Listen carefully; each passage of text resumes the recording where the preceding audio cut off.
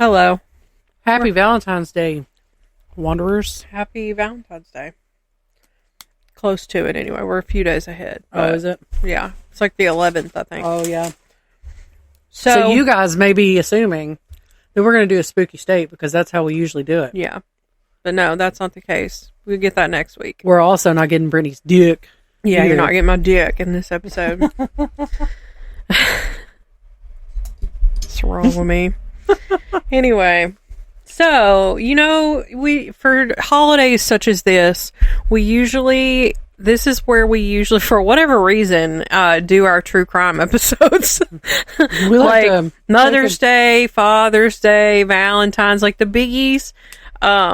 We even did one for Christmas. No, Halloween. Have we done one for Christmas? I don't think so. If not, we're doing one this year. Anyway. We like to fuck shit up. Oh, damn. Made it through the whole episode last time. No, we didn't. I said it once. You didn't catch it. But why do we even try anymore? Because it's funny. I like the little game we have now to see who can hold out the longest. It's always me because I don't hear your shit. But so for this Valentine's Day, we're bringing you some crimes of passion. If you're not enraged enough for hearing me crunch over here, sorry. Yeah. I'm a little hungry. I'm not hungry. I'm snackish. Yeah, we're just a little peckish. I got some Chipotle chips. So I'm using a book by. There is 100% an author. Hold on. There was 100% an author. Maybe not. Sue Blackhall. They really stripped this lady's name off of the outside of this book. Because it is not on the outside of this book at all. And I fear that the Goodreads reviews might have a little something to do with that. So I was like looking, because I didn't have the book with me at work the other day to like actually work on the episode. So I was like, well, let me see if I can find it online. Like, it's just like, whatever. Or at least just see like the chapter list so I can look up people. Well, I find this book on Goodreads and the reviews are like, this book is horribly written. The grammar sucks. Half of the stories in this book are like, X killed Y, the end. There's so many things misspelled in this book. And this is the second edition. Oh. This is a revised edition. But were the reviews from the revised? Because I will say... They were. This is the 2015 edition. And all of the reviews were like, you would think... from 2008 to 2015 would have been plenty of time to correct the grammatical and the spelling errors. Well, because I was going to say... apparently wasn't. If you look up reviews for Selena's book, Holler, the reviews prior to this year were not necessarily the greatest because of the grammar and things like that. But this is a re-releasing of. She has gone through, re-edited... and judged it up. Yeah. And now the reviews are raving. Yeah.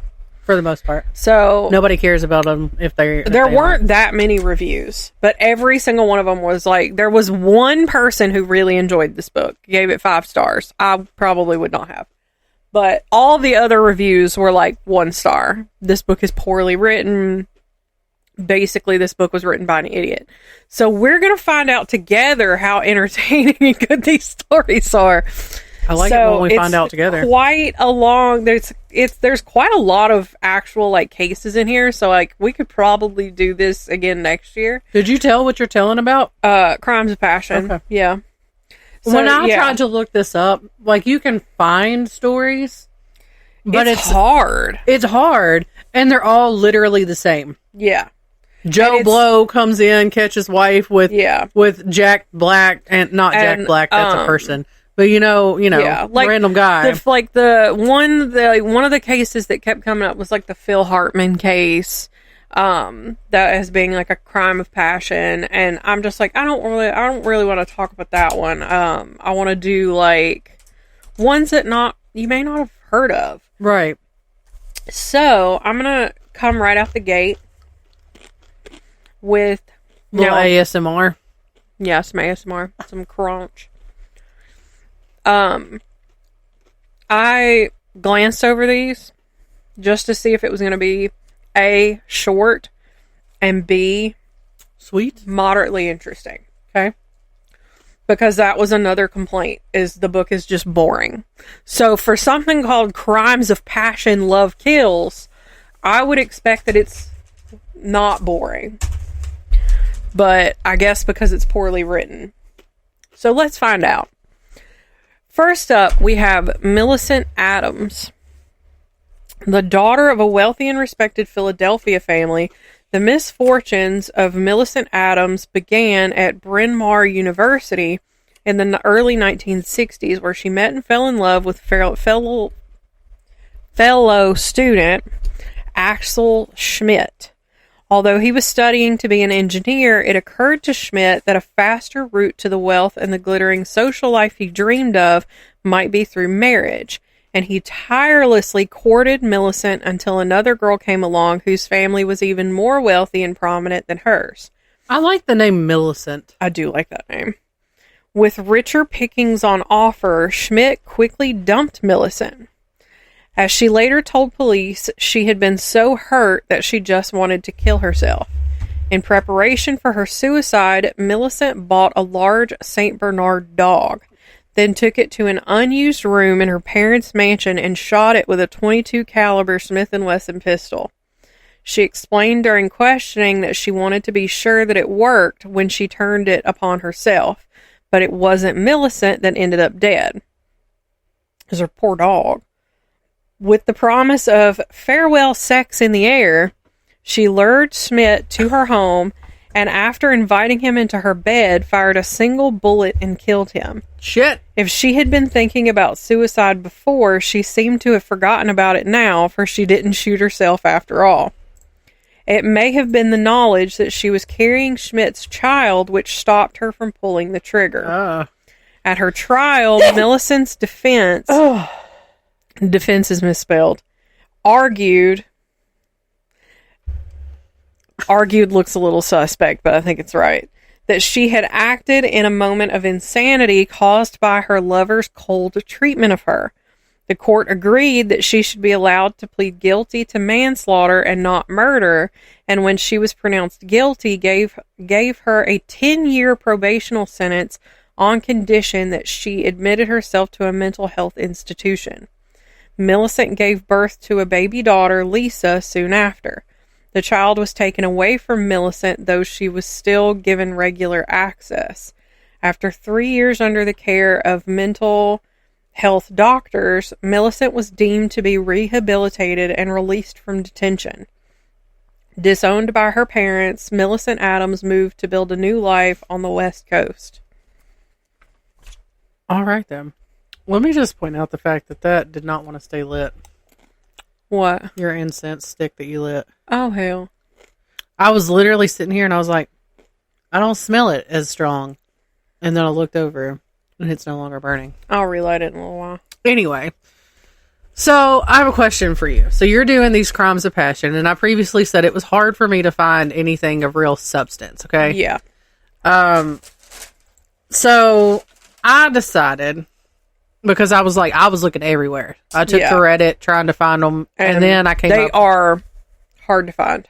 I came up with an idea. And, sometimes we like to split these episodes. We have the same theme in mind. Yeah. But we like to split it and do different things. I feel like it breaks up what we're doing very well. So I'm finding stories about reasons why people's Valentine's days were ruined and, things like that. Some of these are pretty juicy, okay? Okay. But before I get started, I wanted to ask you. Yeah. Have you ever had a Valentine's Day where you were so excited and so ready and thought it was going to be so good? Yeah. It was going to be a special day and then it just wasn't? Uh-huh. Okay. Mm-hmm. Tell me about your best and worst Valentine's Day. I don't know that I have a best Valentine's Day story. You want to hear my, which, I mean, I'm married. Yeah. We don't really, Valentine's Day we'll isn't a give thing. each other, like, I'll sometimes give him a card. I started saying, we don't really or do it. he got me, like, a stuffed lobster because I was like, that's really cute. And I think that would be, you know, a cute little, like, cuddle pillow or whatever. We buy the kids stuff for Valentine's Day, but, like, we might give each other, like, a small little something, maybe. Yeah. But we don't, like, he's not going to the store and buying me flowers, not doing that kind of stuff. TJ has bought me Valentine's Day's gifts, like, when we were dating, like, you know, made bigger gestures. Right. But as of now, like, we're married. I love you. I tell you every day that I love you. Yeah. I get to have a sleepover with my best friend every night, so I don't need an extra day to... Right. I don't feel... But my best Valentine's Girl, what Day. holiday are you on? My best Valentine's Day. 4th grade. It's funny how it played out. Okay. One guy gave me, I think it was like a single rose the day before Valentine's Day. Okay. Yeah. They called me up to the office. I go get it, come back, and it's from this specific person. Okay. Right. Valentine's Day proper. I don't know if they all had it planned or if it was like, he did this, so now we got to outdo it. I came home in total for Valentine's Day. I got like two dozen roses, several balloons, several stuffed animals, all kinds of candy. Well, they used to do like when jewelry. I mean, my mom had to come and pick me up from school because there was no way I was bringing all of the stuff home by myself on the bus. It was so freaking much. Like, I was the hot to do in 4th grade. No one else in the school got that much stuff. That's insane. I was always jealous whenever everybody got whenever we were able to buy, like, the telegram things or whatever, like candygrams. Yeah. Because I think I may have gotten one time, but I couldn't tell you who it was from. We'd always get them for, like, our friends. Like, it was just girls buying them for girls as friends. But I was always so jealous because I never got anything like that. But I did enjoy every Valentine's Day after that. Never happened again. Let down. I was lucky I was lucky to have a boyfriend at that point in time to get something anyway. Period. Fair enough. I didn't have boyfriends in school. Boys didn't like me. I guess I was weird. I'm still weird. I mean, I went through a dry spell in, like, middle school. In high school, I always had, well, most of the time, not always. We met because of a boy. Because you had a boy with a state nickname following you around, and you come into algebra class. If he comes in here, I was not here. I mean, I had, like, all random boys that lasted, like, a week or two in high school or something. But, like, our last couple, like, maybe junior and senior year, I had a steady boyfriend the whole time, pretty much. Remember? Yeah. I did not. Freshman year, I had a boyfriend for a hot minute until he became quite abusive.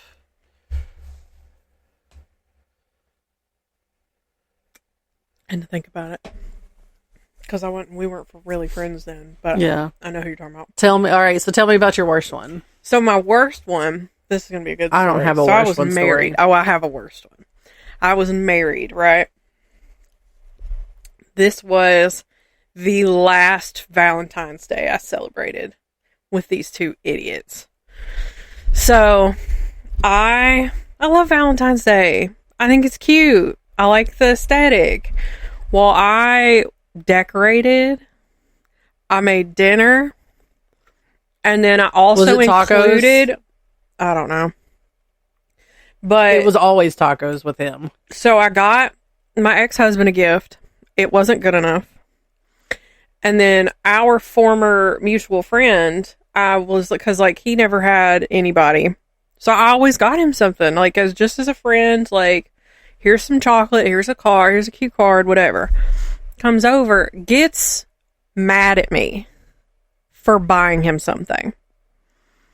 And like pitches a fit. and ruins the whole, like the next Valentine's Day, I didn't decorate. I didn't buy anybody shit. I don't remember that. And then after that Valentine's Day, I got divorced. So I don't remember ruined. That. I absolutely ruined Valentine's Day for me. Cause I was so excited. And like I had decorations up and I threw all of my Valentine's Day decorations away. That's how pissed off I got. I was like, you know what? Fuck y'all.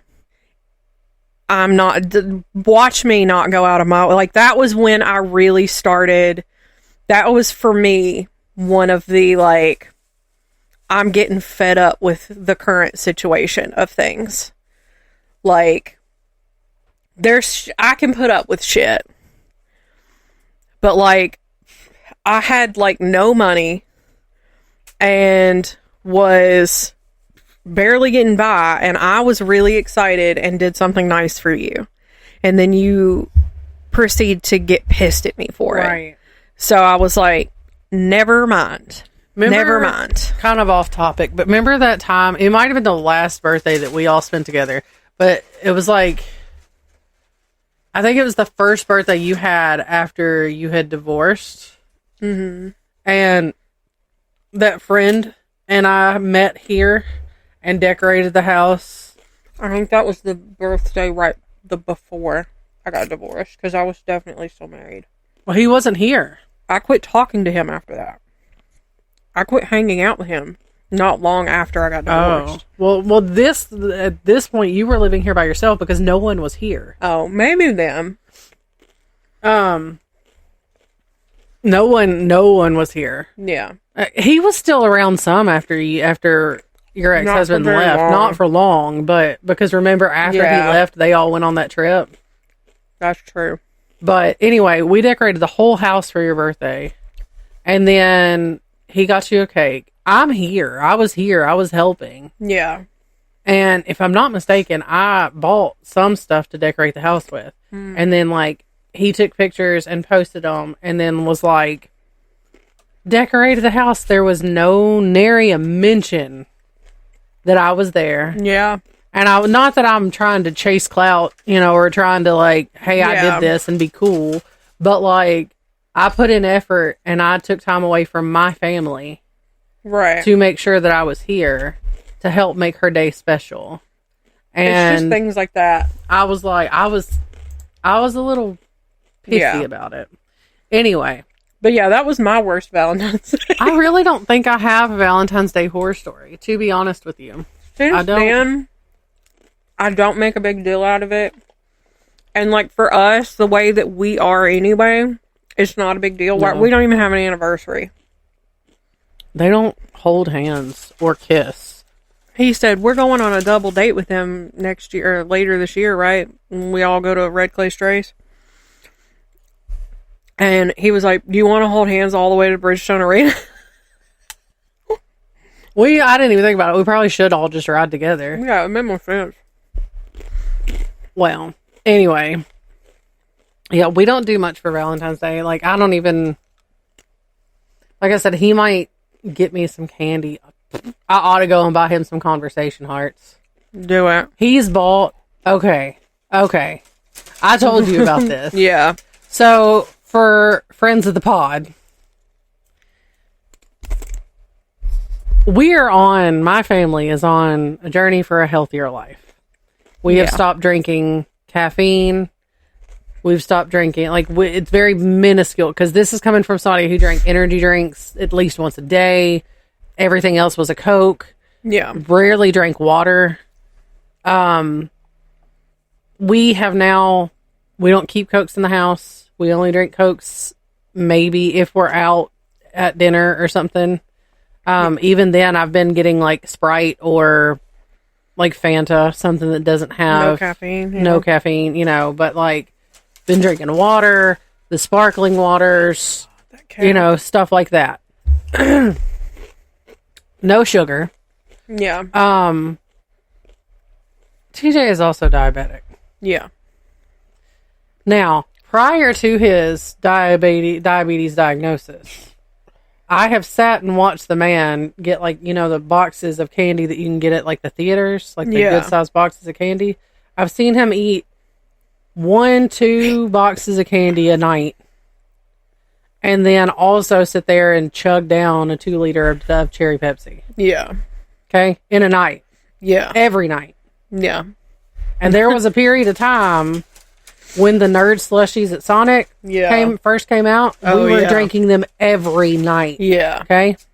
Well, now we're on this plan for a better, healthier life. Which is good. It's hard. It is. Honestly, the first week was really hard with no caffeine. Yeah. See that? I'm not willing to give up caffeine. I've been okay. There's been days when it's like, I really could I've given up a lot. I've given up a lot. Lactose. Wow.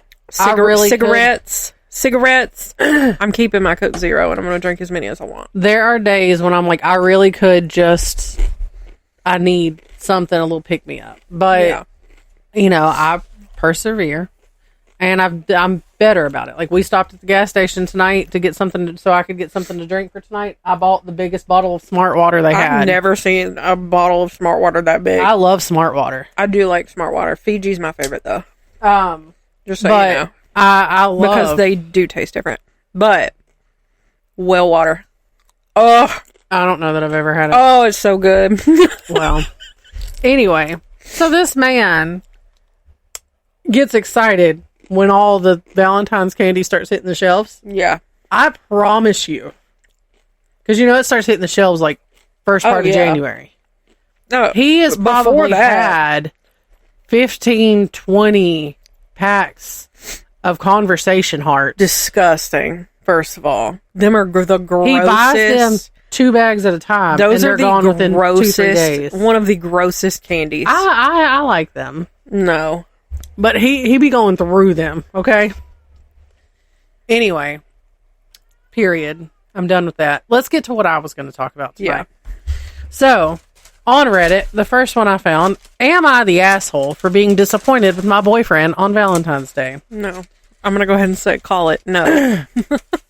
This happened this year, and it's really driven... Oh, so this was 2 years ago. Okay. This happened this year, and it's really driven a wedge between us. I, 21 female, went to my boyfriend's, 20 male, dorm. Oh, there's your problem. Dorm for Valentine's since he was busy with something and I had no classes that time. Mm-hmm. Initially, he told me that he would make it special, but all we did is hang out with his friends. This is the first time that I had met them. And the next day, he didn't even take me out because he had a presentation and wanted to prepare for it with his friends. I went home early that time, and my disappointment was evident to him. And when I got back home, it sparked a big fight between us. He told me that I didn't appreciate all that he could give at the moment, and that he wasn't as important to me as he thought he was. Because even if he didn't have the time of day, he still accommodated me. I told him I didn't appreciate that he didn't really make it special, and that it was just another routine stay at his place. I feel like I'm the asshole because I didn't appreciate his effort, is what I feel valid. Girl, what effort? So, Reddit says that they are the asshole. However... What? Yeah. No. You will not catch me picking a man. So then, one of the comments, Valentine's Day was 9 months ago. If you're still feeling upset about this, then yes, you are the asshole. Oh. Yeah, that is a key. That is very important information. But, and then it says, by now, you should have decided if this guy is worth your time or not. Either you express your feelings and reasonable expectations to him. He might need some educating as he is young. Yeah. And he understands and makes changes, or he doesn't, and you realize that you have to deal with it or move on. If Valentine's Day is a wedge between you 9 months later, I suggest you find a new boyfriend. Yeah, that's very true. Given the time frame, yes, I feel like you are the asshole that you're still hanging on to this. I would say she's not an asshole. I would say it's probably just like something that's just been bugging her. I feel like her being upset is... It feels very much like a 21-year-old problem to have. Right. But given that he told her, I'm going to make this special... Yeah. And then Doesn't. Literally, we're just hanging out with my friends. Right. Now, did he buy her a gift? I would say they're probably both the asshole. Probably. Yeah, everything says you're the asshole. Literally. So there's that one, and I'm going to read one more, and then you can go on to your next one. Okay. This is a little bit older, okay? Okay.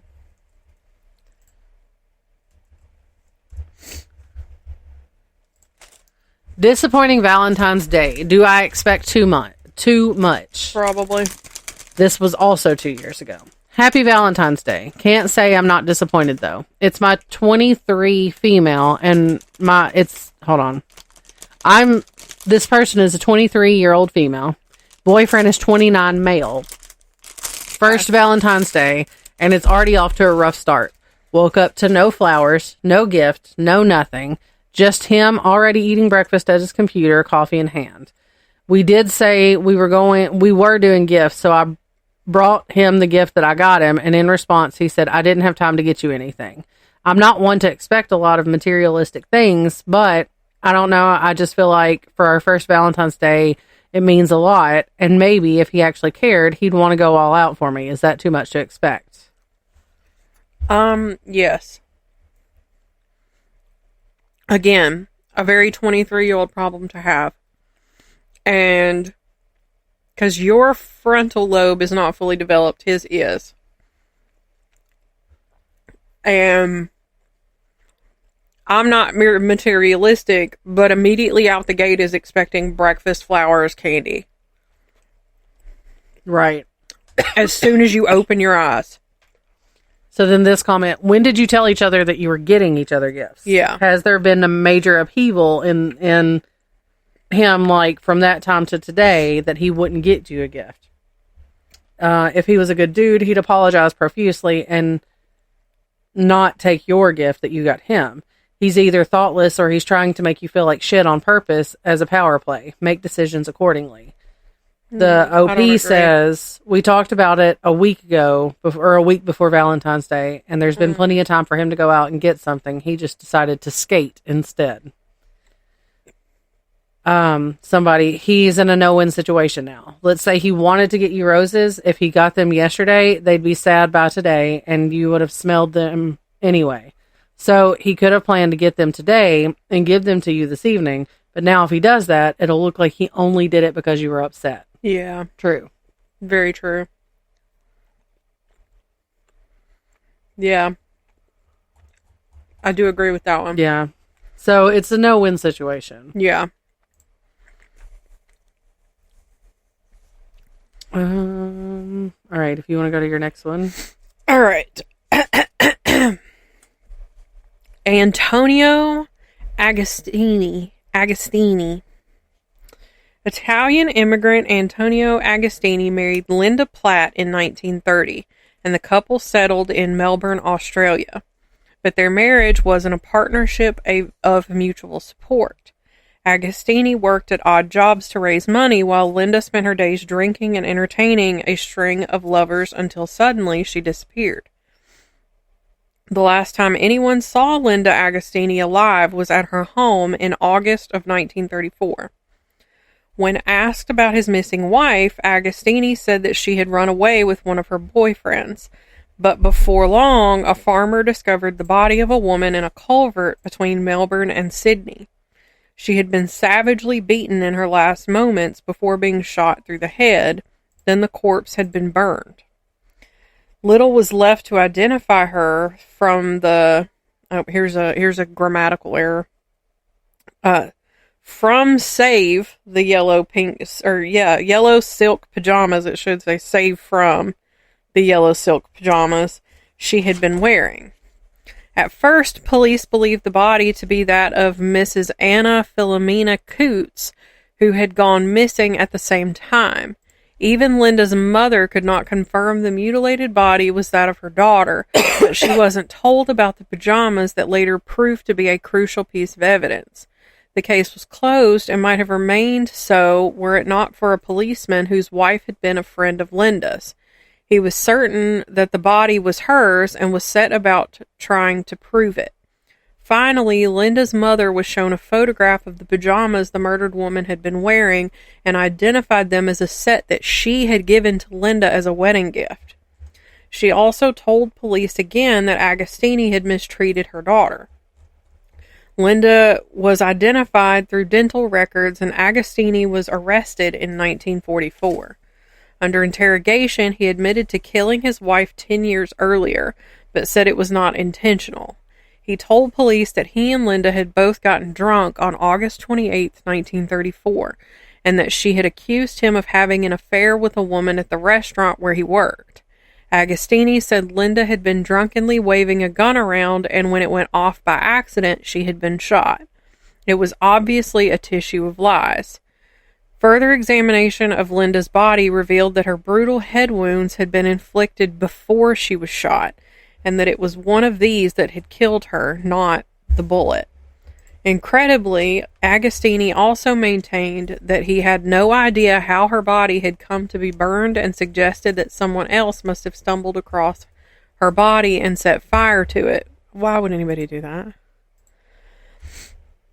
Agostini went on trial June 4th, 1944, charged with his wife's murder, but the charge was reduced to manslaughter, and he was sentenced to 6 years hard labor. He was released in 1950 and deported to Italy, where he died in 1969. That's messed up. That is messed up. Yeah. All right, so let's flop this around a little bit. Uh-huh. And it's less of women, why are we upset because our boyfriends dropped the ball? Yeah.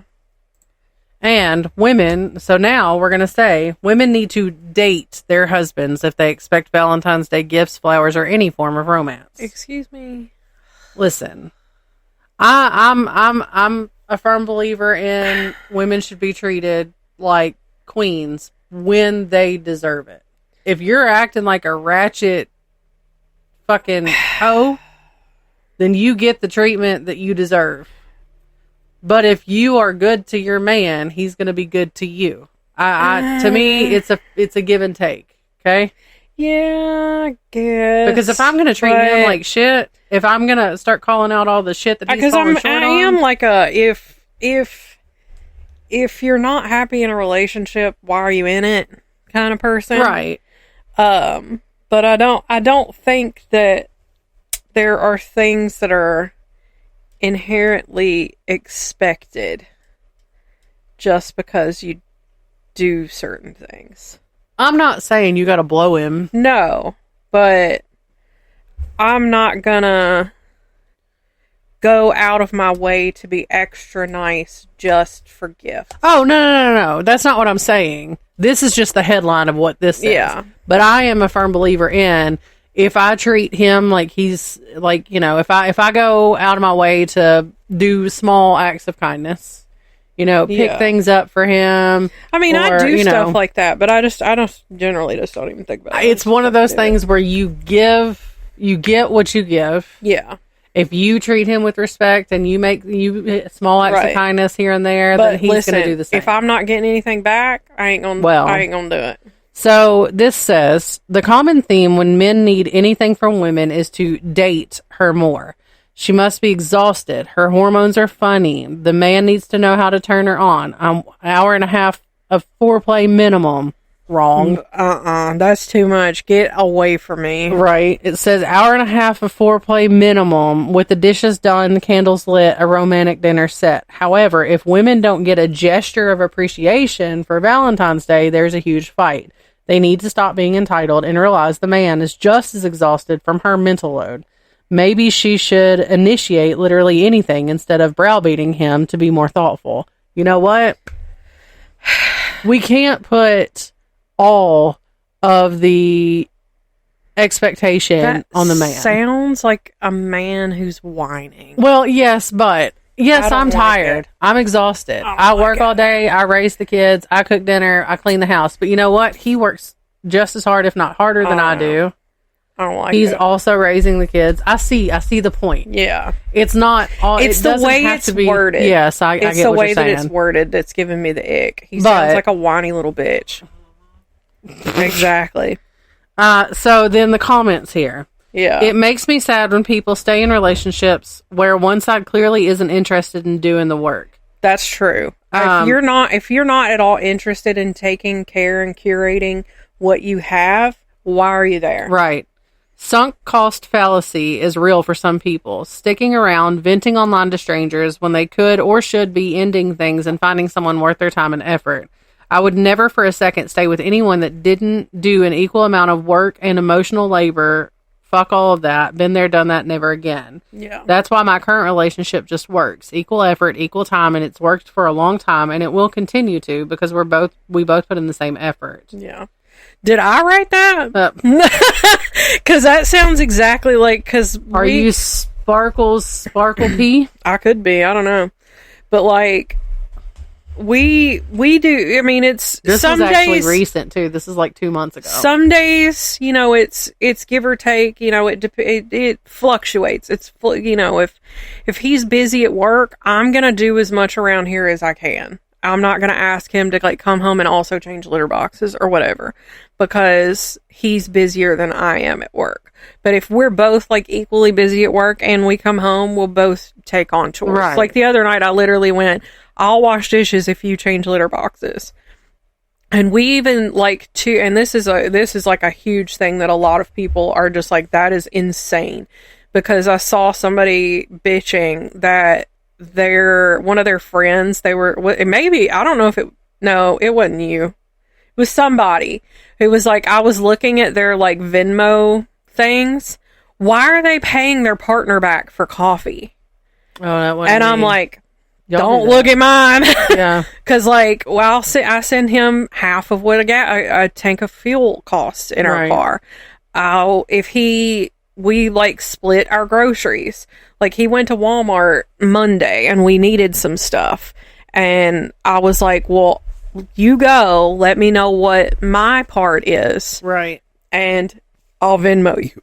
I Venmo'd him. It was $69, and then I put like a funny little emoji on there. I wondered what that was about. But I do be looking at y'all's feed from time to time. But like, because it cracks me up, right?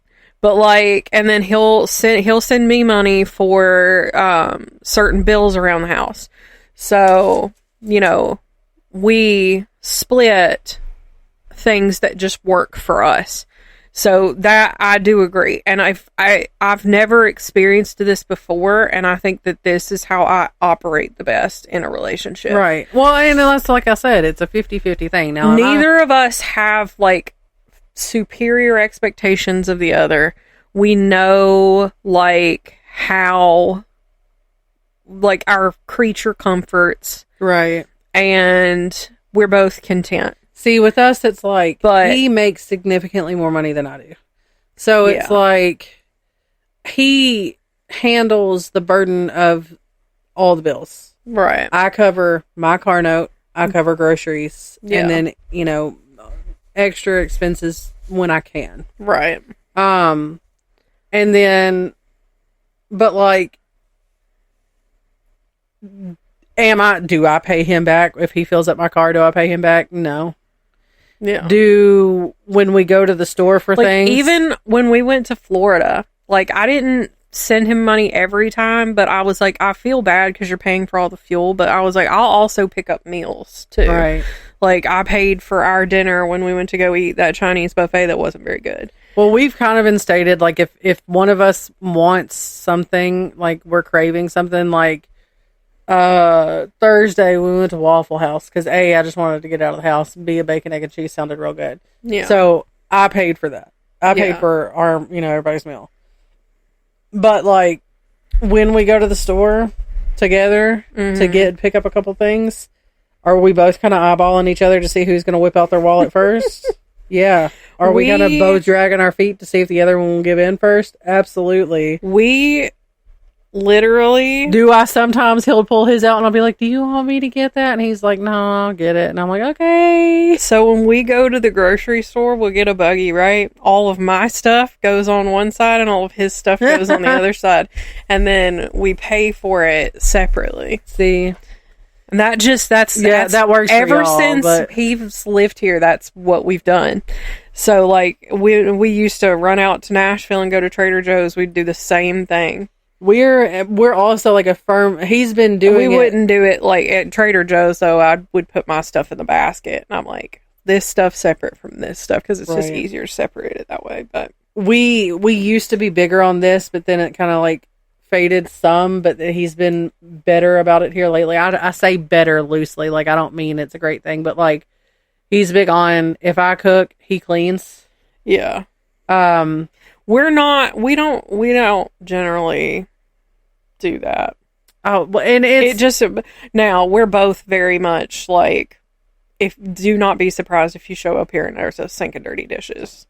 It's because neither of us wants to do them. Same. That's why I have kids. Those are quote unquote big chores. That's why I have kids. I'm like, hey, that's why dishes need to be done. Go do the dishes. But the other night, what sucks is only one of my children is tall enough to put things in the cabinet. Yeah. So, but also we don't have a dishwasher. This is true. We are the dishwasher. I also prefer it that way. Is we it have kind of a things pain? That we hand wash. Is it a pain sometimes? Yeah.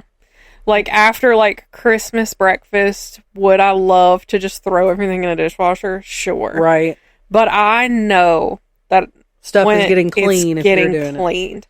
Because, like, I grew up with a dishwasher, and I'm sorry if you swear by dishwashing, if that's your life. Things don't always get clean. Ew. Yeah. Ew. It has been years since I've lived in this house for this year will be 10 years. And in all of that time I've hand washed and I have not had to worry about, is there food residue at the bottom of a cup, or is a bowl got a little something crunchy on it? Yeah. Like we generally, if I do the dishes and I have really started to like drive this home with the kids, we wash pre-wash the dishes. Yeah. Like I make sure that there is not a morsel. Like I'm not necessarily with soap washing it before I put it. Or at least rinsing it. I wipe it out, rinse it out. And there is nothing on that plate, bowl, whatever before it goes in the dishwasher 90% of the time. Yeah. So that way I know there's not going to be anything left over. Because my dishwasher is terrible. I also was very much like, I shouldn't have to wash dishes before putting them in the dishwasher. I hear you.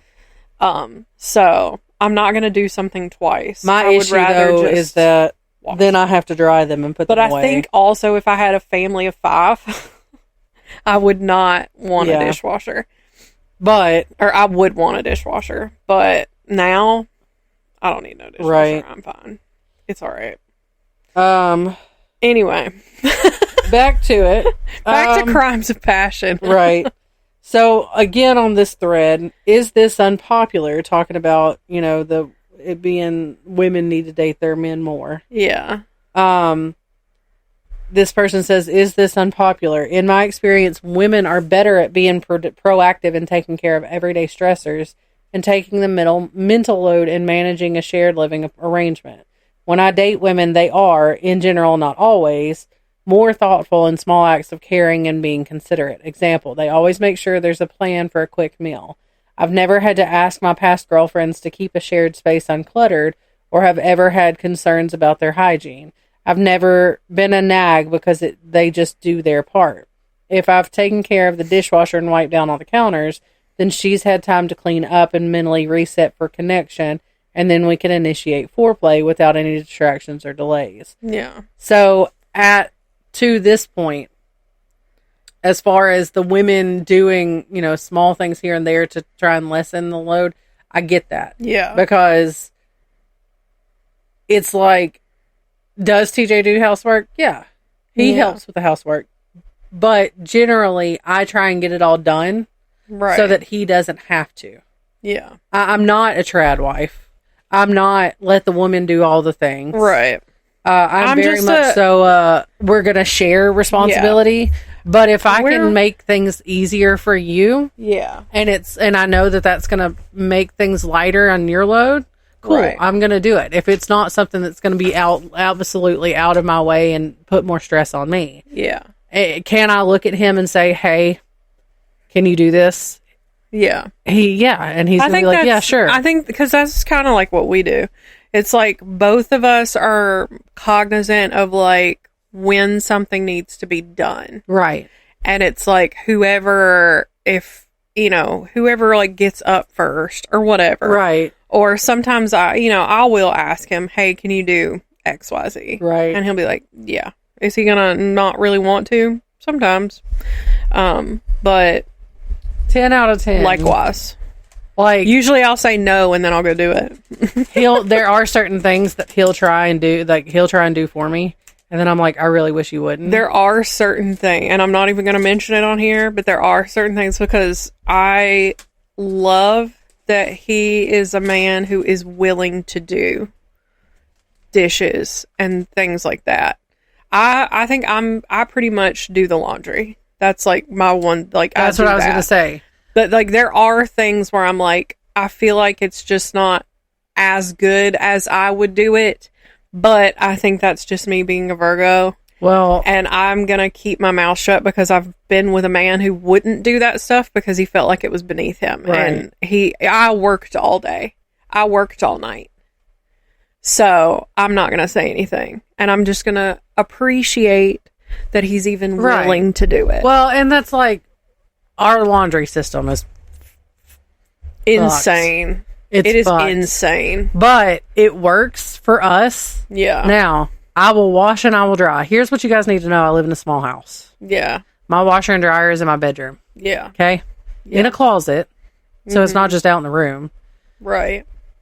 We've got our dirty clothes hamper in there. Mm-hmm. Everybody's dirty clothes. The girls have their own dirty clothes hamper in their room, but when it's time to wash, they bring it in there. They'll either dump it in my dirty clothes hamper or they'll sit their dirty clothes hamper in there if my dirty clothes hamper is full. Yeah.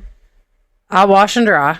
When the things come out of the dryer, now it might take 5 to 7 business days for any of it to get put away.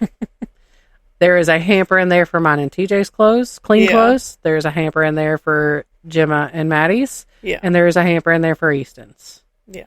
Everybody has their own hampers. Yeah. Their clothes go in their designated hampers. Right. A lot of time, when TJ gets the clothes out of the dryer, he just armfuls on top of all of them. There is no organization as to whose is what. That would... And it drives me nuts. Make me want I to don't scream. Complain.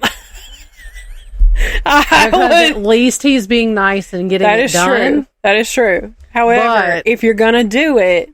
Also, though, I would appreciate even a little bit of a modicum of effort of doing it correctly. I think, though, it does aggravate him that the clothes don't get put away quicker than they do. Yeah. Now, when it comes to like his work shirts or his work pants or like his golf shirts, things that I know don't need to sit in a hamper and get wrinkled, we'll get hung up. Get hung up immediately. Yeah. Like as soon, like even if he's blocking the closet, I'm like, move out of the way so I can get over here and hang this stuff. Yeah. But y'all still got like one laundry basket of socks. I told you about our baskets earlier. So there's 2 baskets sitting on my dresser. Yeah. One basket is for me and him. The other one is for all 3 of the kids. Okay. Yeah. So, but the kids have their own. You don't pair them up though. Hell no. Ain't nobody got time for that. Oh, I got time for that. Ain't nobody got time for that. And I'm not. That drives him crazy too. However, he buys, because I cannot wear 2 different socks. He buys socks that are all the same. He'll buy multiple packs of socks that are all the same. Yeah. So all he has to do is just pick up 2 socks and then they match. Period. Like that's all he owns. That's his same kind of socks. That's his compromise to this. Me and the kids, insane system. Me and the kids don't care. The kids do have their own, like in that basket there is like gallon bags. Yeah. And like Easton socks go in one, Gemma's go in one, Maddie's go in one, and then up underneath all of them are like all the soccer socks that we have because nobody cares. They're just a certain color. Right. And those do get paired up. Yeah. But like See? I have 2 different kinds of socks. Well, I've got multiple kinds of socks, but like my main socks that I wear, it's 2 different kinds and they're all the same. Like I've got black Converse socks and I've got multicolor, or like a pack that had different colors of like the no-show socks for like when you wear Hey Dudes. Yeah. And then I've got like my cabin socks, or my thicker socks, fuzzy socks that are warm and comfy. Yeah. And they, it's just a couple pairs of those. My socks are paired up. His socks are paired up. He ain't never paired up his socks in his life. I don't care. The kids wear mismatching socks all the time. Underwear folded. His get folded different than mine. Now I do have a system for the closet though. Like when things do get hung up, my closet color coded. No, mine used to be, but it's not anymore. Like I'm a Virgo. So you've got the top row. Yeah. On the left side is his, like, it'll be like his jackets, and then all of his golf shirts. Yeah. Or like dress shirts. Yeah. This side of the top, the right side, is all of my shirts and jeans. All of my jeans get put on one hanger to conserve space. Yeah. But I've got all of my shirts. Used to, it would be like hoodies, sweatshirts, t-shirts, and then like nicer blouses and stuff. Yeah. But now it's just, they just all get thrown in there because I don't care. I work from home. I grab what I grab. Right. And I don't ever wear the nicer shirts anymore. Yeah. So they're just kind of, they've all got pushed to the back anyway. Bottom row, that's all him. You've got, from left to right, you've got his work shirts, work pants, t-shirts. Good Lord. So there is some type of organization there. We do have separate drawers. Like I've got an underwear drawer that also has my bathing suits in it. Dressers. We used to share. We do have separate dressers. We have separate dressers. We used to share my one dresser, and I was like, I need my space back. We have separate dressers. Get out of my dresser. I have a drawer for underwear and bathing suits. I have a drawer for bras. I have a drawer for my gym shorts. Yeah. Sweatpants, yoga pants, and then a drawer that has all like my blue jean shorts. Yeah. And like overflow yoga pants that I like never wear because they're not black. Yeah. And then I've got a drawer. Girl, if you did a closet purge, you would feel so good. Probably, but I have a problem letting things go because I'm like, this doesn't fit now, but if I lose 47 pounds, then things will fit. There are 2 pieces of clothing in that closet that I kept that were like that. The rest of it, I was like, if it's like sentimental, I'll keep it. Like if it's like something that's like, like a certain pair, or I know like these jeans I may never wear again, but they cost me money, or I just really enjoyed them, or whatever. Or like I've kept like all of my concert t-shirts because I want to do a quilt out of them. But I was like, I have to let go of things. I need to, and I feel like anticipation of them fitting someday. He goes through, because we run out of hangers quite often. The man leaving again. He left. He came back. Yeah, he came back. Anyway, or maybe I don't know what he's doing. He'll go through his shirts and like get rid of like the shirts that are stained or have holes, and a lot of times I have a drawer. We have ADHD, if you could not tell. I have a drawer that is just for like pajama shirts for me and Gemma, because she likes to wear his t-shirts to bed. So he'll donate the shirts that are holey or stained to the pajama shirt fund. Yeah. But I feel like I did a purge not too terribly long ago and got rid of quite a bit. But I posted my whole closet purge on my Instagram stories, as I was like, I took a gummy and I was like, I have got to do something about this closet. And I did. I tried on everything, like, except for like bathing suits and like my crew necks and stuff. Yeah. But I went through every pair of jeans, every skirt, every t-shirt. Like, I knew which t-shirts I was keeping and which ones that I could, like, that are too big and I don't need to keep anymore. Or, like, because, like, I love, like, a huge t-shirt to sleep in. But for my mental health and the sake of getting, like, what if I get back to that point, I can't keep them. Yeah. So, like, I only have, like, I have 2 pair of pants that they fit, but they just don't look good yet. So I'm keeping those for when they do look good, because that'll be sooner rather than later. But, like, in terms of, like, 4X t-shirts, a lot of those, I had to go. They had to go. I have a pair of jeans that I bought. Yeah. When I worked at the boot store. Yeah. So this has been... See, those... 12 years ago? I would keep. Those I would probably keep. I loved them. I only got to wear them a couple of times. Yeah. They're Wranglers. They're some of the fancier Wranglers. Yeah. They were my favorite jeans after I ripped my Cowboy Tough ones. Yeah. I only got to wear them a couple of times, and then I got pregnant. Yeah. So it's been 12 years. Right. I refuse to let them go. Yeah. Because one day I'm like, I'm going to fit back in these. I'm going. That is probably never going to happen. Yeah. I will never get down to pre-Gemma size. There are things where I'm like, no, that's staying. It's not even a sentimental thing for me. I like, if I really got down to it and was like, girl, you're never going to get back to pre-Gemma size. Yeah. Then I would get rid of them. Right. Because there's just no way. Yeah. There's absolutely, like, even when I was working out hardcore full time after Gemma, not even close. Yeah. There's just some things that I know that I ain't getting rid of.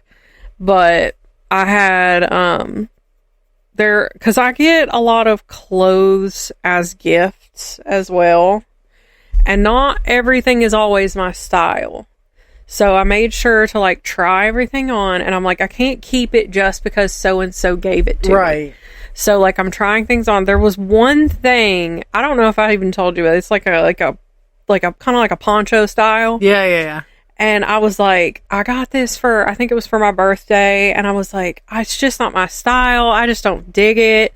And I'm like, I went to go just immediately throw it in the pile. I was like, well, let me try it on. Let me see how it looks. And then I go look in the mirror and I was like, damn, I like this. This is cute.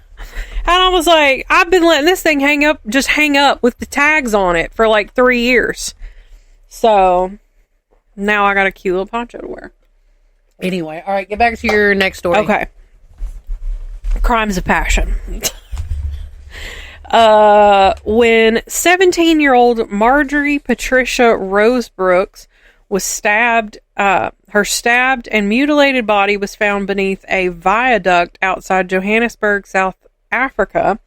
Suspicion immediately settled on her boyfriend, artist Arthur Bagg. The detective's certainty that they had found the killer hardened when he told them that he hadn't seen Marjorie on the day of her murder, November 23rd, 1937. In fact, they already had several witnesses who reported that they had seen the couple together that day. Determined to get a confession, the police continued to interrogate the 23-year-old. Eventually, he broke down and willingly took officers to the scene of the crime, even going so far as to reenact the killing for them. In a jealous rage over her conduct with another man, he had stabbed here's another grammatical error. So far, there's been a grammatical error in every single one I've read. He had stabbed her twice. Nevertheless, that didn't explain the mutilation, and there were also the question of Marjorie's missing clothes and the murder weapon. At this point, Bagg's cooperation dried up, for the full extent of his lunacy was yet to be uncovered. He tried everything he could to stop a police search of his home, and once there, it soon became apparent why. Beneath the floor of his bedroom was a secret earthen chamber hidden by a trap door, a ritual site where Bagg worshipped Count Dracula. It was also where he had hidden the murder knife and Marjorie's blood-stained clothing. Along with the incriminating evidence, detectives found a piece of leather on which Bagg had carved the words, "I hereby defile the living God and serve only the Dark One, Dracula, to serve him faithfully so I may become one of his faithful servants. Ironically, it was the evidence that he had tried to conceal that would save Bagg from execution. At his trial on February 28, 1938, he withdrew his confession to Marjorie Rosebrooks' murder and claimed she had committed suicide. He said he had only told police he had killed her to save her from shame. But after a 2-hour deliberation, the jury found Bagg guilty of murder and he was sentenced to death. However, after assessments of his mental state were made, which took into account his strange shrine to the vampire, the sentence was commuted to life imprisonment. Bagg was released in 1947 after serving 9 years. They let this man out. Wow. Wild. All right. So, what do men truly want for Valentine's Day? My husband mentioned the other day that all men hate Valentine's Day, and when I asked why, he said it's because they don't really get anything good. Do all men hate Valentine's Day? What would a man really want? What can I get him that isn't very expensive, as I am a stay-at-home mom and don't have any money or access to the money in the bank unless I ask him for it? I usually get him a card, candy, and flowers, which I guess is a little girly, but I wanted him to feel special. Mm-hmm. Edited. I love the responses that I'm getting. I was worried that sex and food would be lazy, but I guess men really are that simple. I also wanted to put that I have a 9-month-old who's super clingy, so it's been hard getting some alone time. We live away from family, and I have no friends here, so nobody can watch the baby. Plus, I'm a Velcro mom, so that doesn't help either. Edited it again to say this is, they included a link for another post that they did. Gotcha. So comments here. Uh-huh. Not the point of this post, but it is extremely abusive for your husband to not give you access to marital funds. I mean, I get it. Yeah. But also that is financial abuse. Yeah. But I think there are things you can do without spending any money. Yeah. Sometimes I'll make him like a special dinner or whatever. Well, this one says, my husband likes a date night, a card, maybe a small gift, but also, and then goes back to the finance. Yeah. Good sex and a case of beer. That's it. Yeah. A steak, according to my husband. That's what TJ would say. I got, like, one year I think I got Danny beef jerky, but it was like different critters. It was like alligator jerky, kangaroo jerky, emu jerky. There was like, it was just a bunch of different animals. All right, so the person said in a steak, according to my husband, and then this person said, see, that's why V-Day is for the ladies, and then on March 14th is steak and BJ Day for him. I want you to know every year I'm reminded. Somebody said banana bread. Hey. A blowjob. A really, really good blowjob. Maybe 2. Wife asked me this last week. Right. That's too much. Wife asked me this last week, what do I want for Valentine's Day and or my birthday? I said, other than the obvious, nothing. I cook, but what I'd love is to have a proper day off, get looked after a little, and be sucked dry. That sounds really, really, really good to me. Men are so gross. This is a controversial take, but we are all very different and have very different likes and dislikes. Yeah. I want her to put in effort and think of me and my tastes, and I do the same for her. See, that's like what I do in general for gift giving. Right. It's like, because I feel like I'm pretty good at it. Now, when it comes to Daniel, I am horrible at giving that man gifts. Because he buys everything that he wants. I like, honest to God. And plus, what he wants is so expensive, I can't afford it. Facts. But I do, like, because I did get him, like, a little, because now that our living room is torn apart, we're, like, eating our meals and stuff in the bed. And he was, like, jealous of my little laptop desk I've got, because I just sit with a little pillow under it, and I got myself a tray. Right. So, like, I found him a tray, but then it doesn't have the same effect, because this one's got, like, a cushion underneath it, too. So I got him one of those, like, sit in the bed with the legs trays. But other than that, and then he got me all this cool shit, and I was like, I feel bad. And then I was like, well, after the retreat, I'm going to save, because what I wanted to do for him, like, I know what I want to do for him. And even though we had a budget of like $100, I'm blowing that out of the water. I just need you to know. But it's going to be like, it's going to have to be a trip, but I have to pay for the thing. And then I also have to pay for a hotel or figure out like a hotel situation. So, it'll be, I have to save for this, and I've got property taxes and another trip coming up, and right. So after those, and it's something I want to do when it's warmer weather anyway. So yeah, he's like, I can't wait to find out what it is, and I'm like, I know what it will be. I just don't know when I can give it to you. But yeah, when it comes to his birthday and Christmas, I drop the ball every single time. I sat in bed and cried about it. Honest to God, I feel bad every year because I get you decent gifts, okay? Yeah. This year, I fucking knocked that shit out. 100%. But I always only ever get him a fucking Amazon card. Yeah. Or like just some random tool that he's added to his Amazon wish list. Yeah. Like, because I don't know what to buy that man. I, honest to God, dread Christmas time having to buy shit for y'all. Like, do you know how many years since y'all have been together and I've had to buy him gifts as well that I'm like, let's just not do gifts for each other. Let's just not do it.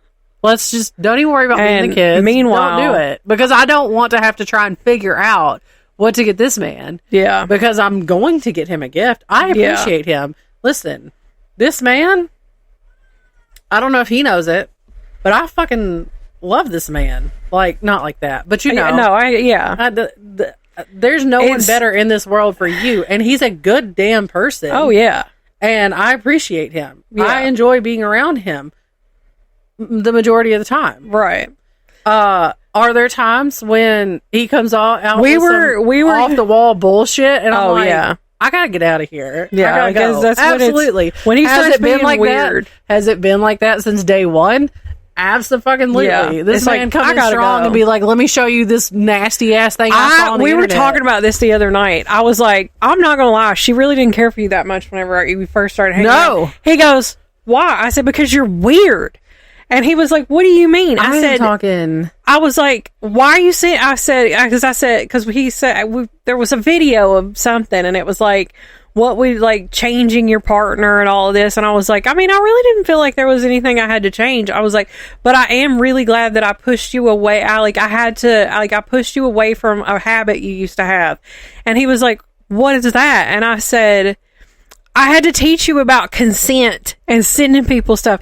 And then he brought up to that picture that TJ sent me that one time. I said, best believe I'm still traumatized, and that's why I tell you consent. I said, because time, I said, listen, I said, it's the way that every time I get a notification that TJ has sent me something now, I get scared. Does he send you things often? Not very often. Okay. That's why I get nervous. Well, okay. So just clarifying for the podcast. Oh, yeah. We had made the comment on the podcast one time that y'all send us whatever to the email. Yeah. And then something was said about butthole pictures. Okay? Yeah. TJ hears this, thinks it's funny, Googles some random butthole picture on the internet. Random dude. It was not his butthole. No. However, in the picture itself, you could also see the dude's junk. Yeah. And he sends this to Brittany. Yeah. No warning. Yeah. So that now she's traumatized. Keep in mind that he did not. Now, mind you, I thought, no, it wasn't his. It was some random bald man. But I was like, has he been hacked? And I texted, I think I messaged you, and I was like, I think TJ's been hacked. I was like, and you were like, no, he actually sent that. And he's dying laughing about it. And I'm like, that's fucked up. That's fucked up. Now, when you and Daniel first got together, straight out of the gate, I was like, at that point, you liked him. He's coming around to liking you. Yeah. And at that point, you and I were a package deal. Right. So I was always around. Yeah. Okay. More so than I am and now. he was being weird. He would show me some of the weirdest shit. Imagine being in a relationship with that man. Some of the weirdest, nastiest shit. Yeah. And I'm talking a range of items. Oh, yeah. A wide variety of topics. He'll still, if he sees like a weird TikTok video, he'll still send it to you. He sends me the weirdest shit all the time. Yeah. But I've started sending him some stuff back too. Yeah, no, we've sit there and watch him on the TV in the bedroom. Yeah. But anyway, so yeah. But yeah, I said that's the one thing that I've had to change about you. I was like, because he was like, what are you talking about? And I was like, you really don't do it anymore. Thank God. I was like, that's probably the most annoying thing. Then there was that one video that he received or saw on a site or something from a certain person that we went to school with. Oh yeah, and then had to show everybody to show me, and I'm like, I did not need to see this particular. Well, I said because there were other pictures, and I was like, show those. I was like, don't show like unless it's like, yeah, I'm kind of curious. No, I was like, wait, what are you talking about? The girl or the guy? The guy on Reddit. No, I'm talking about the girl. The girl. Oh, yeah. No, I'm still traumatized by that one too. Anytime we see her, the guy one, I don't care. That's fine. Yeah, that one where I was like, I'm kind of curious. Let me see. Yeah, but like, it's not that I wanted to see it. It's not like, that I was interested. It's that I wasn't shocked in the slightest that those exist. No, and why are you posting them on Reddit? Also, but still, I'm not shocked in the slightest. Like, I'd like to know what he's doing these days. I'd like to know. I'd like to know how life is for him. I have no idea. Anyway, let's get back to this. Yes. This comment made me giggle. We keep going off on tangents with every one of these. This comment made me giggle. Y'all are learning a lot about our relationships. The comment says, OP describes abuse. A large subset of this sub, her suck my dick. Right. Never change. That about describes Reddit in a nutshell. So like, and then this one's sweet. 25 years together and I don't want anything but to see her smile. I personally don't care about these silly holidays, but if I can do something to make her day extra special, seeing her happy and smiling is my gift. Sappy, maybe, but it's true. And you know what? True. That would be TJ's response. Like, he goes out of his way 99.9% of the year to make sure that everyone in that house is taken care of and happy. Okay. Right. We go on trips. Like the past couple of years, he and I have traveled so damn much, just the two of us. Yeah.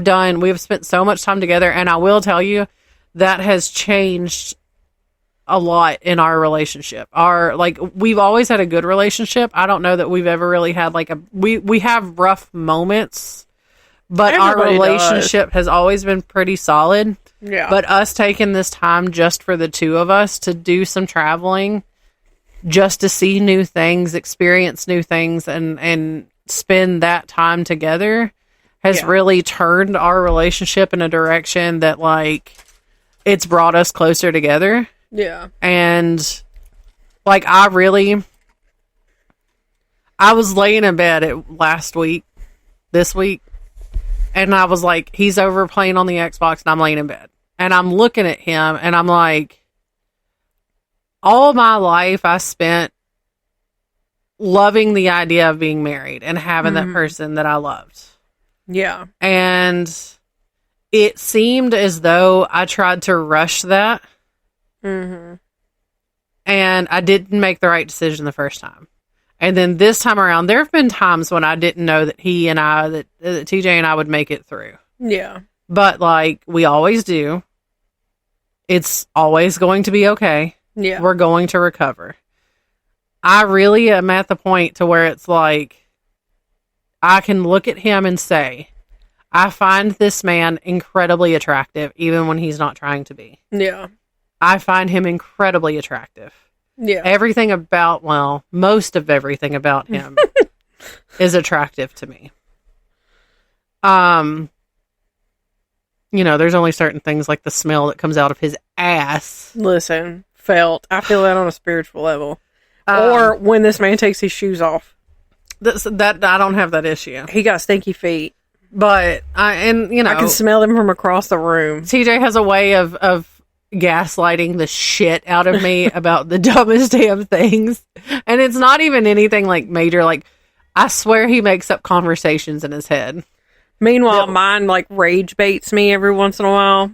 Oh, but I legitimately look at him and I'm like, I for real am getting to have a sleepover with my best friend every day, because I took the time. He and I were together, 5 years? Yeah, it was a while before we got married, and 2 years before we even got engaged, and we got engaged and then moved in together. I think I think we got engaged before we moved in together. I think so. Yeah. It was before Gemma. Yeah. Gemma was a year old at our wedding, but we had a long engagement. Yeah. Like a 3-year engagement. We took our time. There was not a whole lot of rush and go. Right. And that's just been kind of the case for our relationship. We just kind of take our time about stuff. Yeah. But taking that extra time, and I really and honestly, I can't speak for men because I'm not a man. Right. But most men I know, as long as everybody's taken care of and everybody's happy, then they're good. Yeah. Do they want to be cared for? Do they want us to go out of our way and make them feel a little special sometimes? Right. Absolutely. I mean, as long as it's not somebody who's expecting me to do all of, I'm not making your plate. Even if it is. I will. Right. But don't expect it. Yeah, don't expect it. And honestly, you know what most men would like?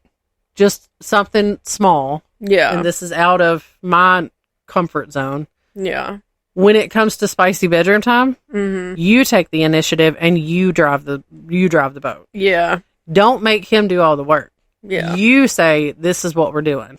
You be the driver in the situation. I fear I'm a pillow princess. Me too. Very much I fear I'm a pillow princess. But in the rare occasion that I'm like, lay your ass down, I'm about to do this. Yeah. He's like, hell yeah. And it makes it like you can't tell him nothing for a couple days, okay? Bless it. But, so there's that. Women just do with that what you will. Right. Just saying.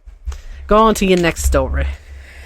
In 1921, Edward Black felt himself relatively young at only 36. But his life hadn't turned out quite as he had hoped. His job as an insurance salesman didn't pay enough to keep him in the lifestyle he aspired to, and his wife Annie, who owned a sweet shop, was now 50. Her looks were fast fading, and Black's love for her had died completely. The future seemed to hold nothing but poverty and caring for an elderly, unattractive wife who frequently suffered from gastroenteritis. But with the application of a little arsenic, he hoped that he could still find the happiness that had so far eluded him. Black bought 2 ounces of rat poison from the Timothy White store in St. Austell, Cornwall, England, and on October 31st, sprinkled a killing dose onto his wife's breakfast. Then he fled. While his wife's condition spiraled downward toward death, he hid in Cashin's Temperance Hotel in Liverpool. Annie Black succumbed to the poison in less than a fortnight. By November 11th, she was dead. Of the 2 doctors who had treated her, one believed that gastroenteritis was to blame, but the other was more puzzled. The symptoms didn't seem to match, so to be certain, he ordered a post-mortem. Sure enough, traces of arsenic were found in Annie's body. Suspicion immediately fell on her absent husband, and the police rapidly tracked him down to the hotel in Liverpool. When he knew the game was up, Black made a botched attempt at cutting his own throat. Having survived the half-hearted suicide attempt, he was arrested and taken back to Cornwall to stand trial. Black denied the murder of his wife, but had done nothing to cover his tracks. His signature was on the poison register at Timothy White's, and despite his protests that someone else had bought the poison and forged his name, Black was found guilty at Bodmin Court after a jury deliberated for just 40 minutes. He was hanged at Exeter Prison on March 24th, 1922. Amara, I'll let you in here because you were standing at the door crying. Then you gonna still come in here and continue to cry. Of course. So I found an interesting. She likes to do. It's cry. Are you done with your book? No. Okay. Just I found an interesting thread. Yeah. Waiters, what Valentine's Day disasters have you witnessed? Oh, Lord. I served at a Japanese hibachi restaurant, and once I had a couple come and the dude dumps her after the meal. She then gets up and throws up a trail, probably a good 20 feet, as she ran to the bathroom. And the dude got up and left the girl, and I was left to clean up the mess. Oh, no. There was a note in our reservations that it was an engagement. They wanted wanted champagne, a specific seat, bunch of other stuff. The server comes up to the table with something like, "So I read you're celebrating an engagement. Congratulations." Oh, Confusion hell. from the woman, glaring from the guy. He hadn't yet proposed. Oh, hell. These two were on a date, and the guy went to go use the bathroom. The girl just up and leaves after he went to the restroom. When the guy came back, he sat around for a while until asking his waitress where she went. She replied with saying that she left, and the guy asked the waitress if she could go out on a date with him. That would be why she left. The waitress said no. Comment, 0 for 2 in one night, my man. Not a waiter, but in my strip club, bouncer days, we had one of our regulars get suited up, bring in flowers one V-Day to try and woo one of the dancers, and it didn't work. Pro tip, if every time y'all hang out, it involves you getting her money, or you giving her money, she's not that into you. Yeah.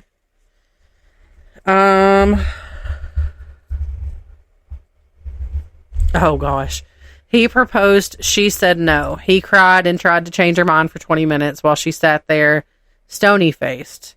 She finally got up and walked out. He paid and left in tears. Girl. All right, strap in. You ready? Yeah. I worked at a pretty high-end Mediterranean bistro. My second Valentine's Day there. It was probably the busiest night I've ever worked as a server. We had reservations that booked basically the entire restaurant, including the bar and patio, from 4 p.m. to 11 p.m.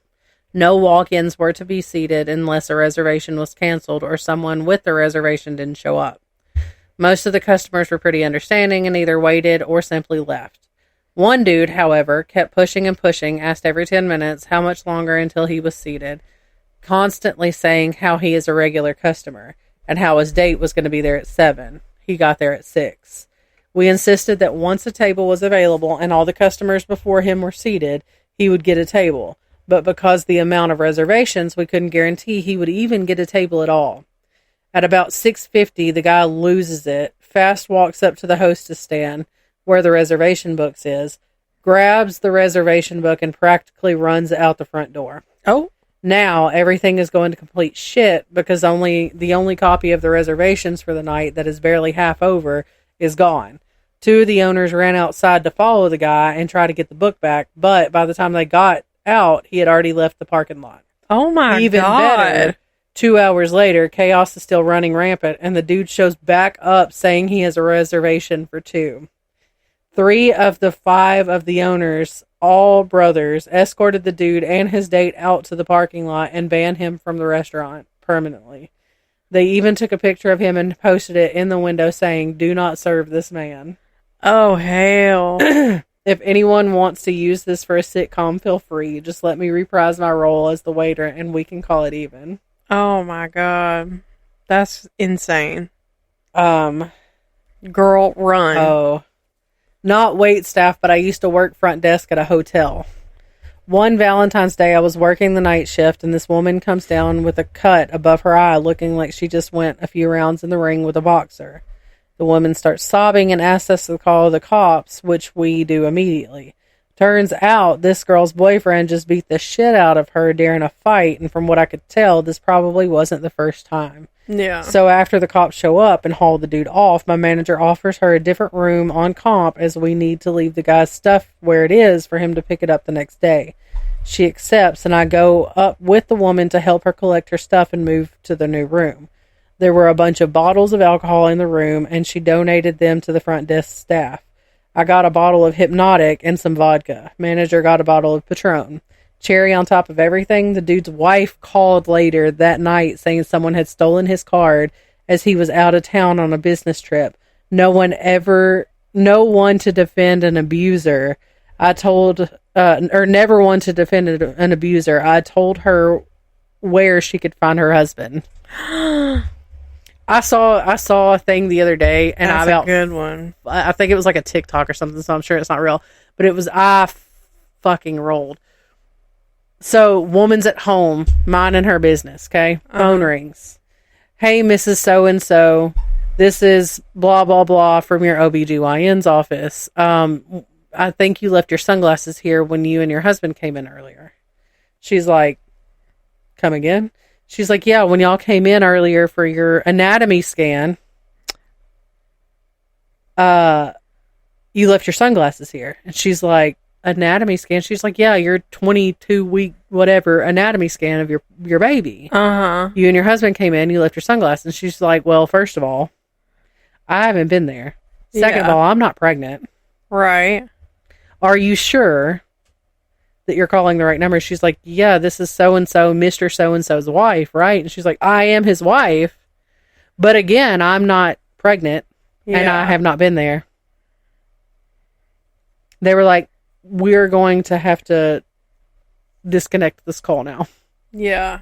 That's crazy. That is crazy. Will you go get? Okay. I was a delivery driver for a fruit bouquet company. Bouquet, whatever. Mm-hmm. And I had 2 arrangements from the same guy. Oh. Routes were made for me. Sorry, my nose is doing that thing. Routes were made for me and the truck was loaded, so there was no way I could mess this up. Delivered both arrangements to the appropriate address. I headed back to the store to find the store owner and the guy who sent these in an argument. This idiot put the wrong name to the houses, and it was on the card with the arrangement, along with phone numbers. So both women called each other and then called the guy. He tried to say it was my fault. Then the person who took the order. He ordered it online. All we did was import the order. Oh my God. I had a Section 1 Valentine's Day that had a marriage proposal.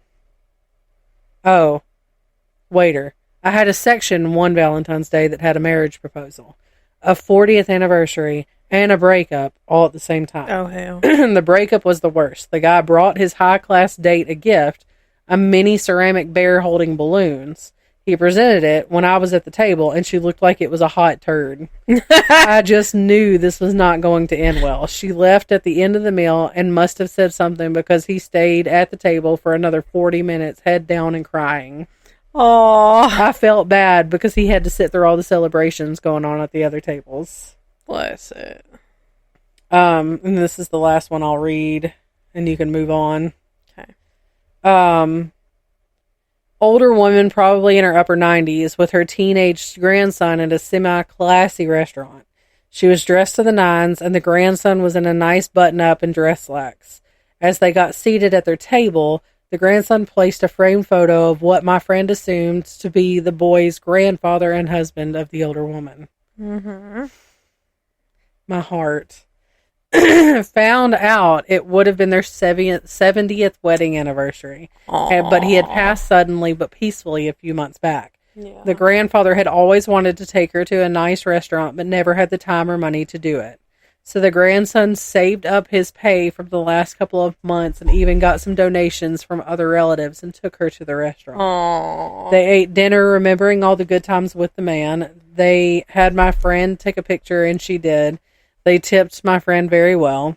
By happenstance, my friend ran into the young man some weeks later to find out the grandmother passed away a few days after that night, peacefully in her sleep, holding a photo of her beloved husband. Aww. He was so happy that he could make the night special for her. Said it was the only day he saw her smile since his grandfather had passed away. Yeah. He got the picture they took at the restaurant printed in a wallet size and carried it around with him in his wallet. Aww. Girl, you're being a menace. Get down. Anyway, go ahead with your next story. While you're doing that, I'm going to pee because I'm about to pee myself. Oh, are you sure? Yeah, I got to pee too, but... Oh, do you want me to wait then? It was an incident that grabbed headlines around the world. John Wayne and Lorena Bobbitt returned to their home in Manassas, Virginia on June 23rd, 1993, after an evening of partying and drinking, and Lorena would later allege that Bobbitt raped her. She told a court that it was just the latest abuse in a long list of others. Her husband was often violent toward her and made no secret of the fact that he was having sex elsewhere. On one occasion, she said that he had forced her to terminate a pregnancy against her wishes. This time, however, John Wayne would pay a terrible price for his behavior. After the attack, as John lay sleeping, Lorena got out of bed to fetch a glass of water from the kitchen. As the tap was running, she spotted a carving knife, and as she stared at it, the years of abuse that she had suffered at the hands of her husband all came flooding back. Overwhelmed with anger and hardly knowing what she was doing, Lorena Bobbitt picked up the knife, walked back to the bedroom, and sliced off more than half of Bobbitt's penis. Then, as she picked up the severed organ and drove a short distance before throwing it into a field. At this point, Lorena came back to her senses, and realizing that she had just committed a terrible crime, she called the emergency services. Bobbitt was rushed to the hospital while police combed the field for his penis. It was eventually found, and the police packed it in ice and rushed it to the hospital. It took 9.5 hours in surgery to successfully reattach the severed body part. Lorena defended her actions in court by maintaining that she had been the victim of constant abuse. Her lawyers told the jury that suffering from depression and post-traumatic stress disorder, she had simply snapped. While John Wayne denied all of his wife's allegations, Lorena was able to supply witnesses to support her claims, and she was eventually found not guilty of sexually wounding her husband. In 1994, it was John's turn to face the judgment of the court. He stood trial for raping Lorena, but he too was acquitted. By 1995, the couple were divorced. I would hope so. Right. Although she had tried to avoid media attention, Lorena Bobbitt had by now become a feminist icon, and in the years that followed, she founded Lorena's Red Wagon, an organization devoted to bringing an end to domestic violence. She later obtained a degree and gave birth to a daughter by a new partner, though when she and John were both guests on the Oprah Winfrey Show in 2009, she insisted that she would never marry again. John Wayne Bobbitt, however, used his new notoriety in a different way. He formed a band called The Severed Parts and appeared in adult movies. He also continued to abuse women, and after 2 more court cases for domestic assault, was convicted in 2004. Damn. And then the picture, there's like a bunch of women with like, Lorena, we pray for you. Lorena, we are with you. Lorena, we support you. That picture of me and TJ in that costume has yet to resurface. It happened. I know it did. You can go pee. I can read another one. Okay, go. As often been the case with Hollywood folk, while Lana Turner enjoyed a thriving career in the movies, her private life was much less successful. It was while she was coming to terms with the collapse of her most recent marriage that she received a telephone call that would end in a death. A murder trial for Lana's young daughter, Cheryl Crane.